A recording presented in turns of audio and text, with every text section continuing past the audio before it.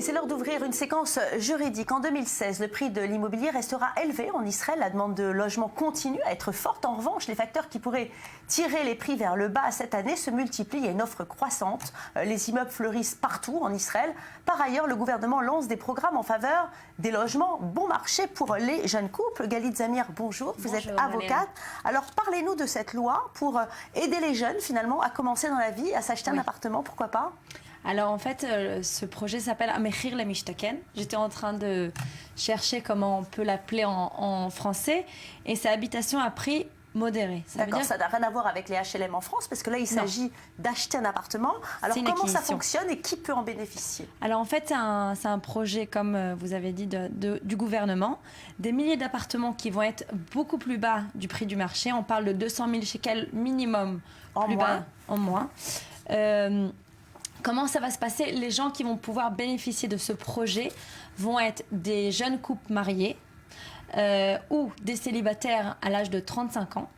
À partir de l'âge de 35 ans, des célibataires avec des enfants, en fait, ils essayent de pousser les gens qui ont vraiment une nécessité d'avoir un toit sous leur Mais tête. Les revenus n'ont rien à voir dans tout ça. Il suffit de remplir des critères bien établis à l'avance. Alors, il y a un critère très important, Valérie, quand même.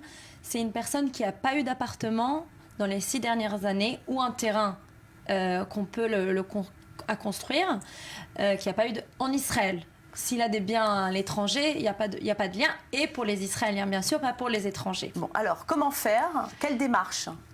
Alors, on s'inscrit à un site. On peut aider, aujourd'hui, on peut aider aussi les personnes qui ne parlent pas, parce que tout est en hébreu. C'est un projet de l'État qui est juste en hébreu. On s'inscrit.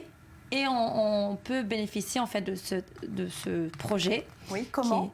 Comment? Alors c'est en tirant, c'est un quota. En fait, pas tout le monde va gagner. C'est un tirage au sort? C'est un tirage au sort. Et dans quelle ville on peut s'installer? C'est dans les grandes agglomérations ou bien pas du tout?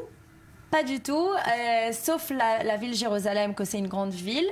Sinon, on parle de Kiryat Shmona, Afula. Pardesia, que c'est juste à côté de Netanya. Oui. Pas dans des grandes villes comme Tel Aviv et Netanya, bien sûr, parce qu'on veut développer la périphérie, on veut développer où que les gens ne veulent pas acheter, là-bas on veut développer. Merci beaucoup. Allez, restez avec nous dans quelques instants. Le grand dossier de la semaine, nous allons parler des prescriptions du cannabis ici en Israël. Pour quelle pathologie? Qui peut prescrire? Eh bien, nous y répondrons dans cette émission, mais nous parlerons aussi psychologie, travail et sport. Restez là, on se retrouve dans une poignée de minutes. À tout de suite.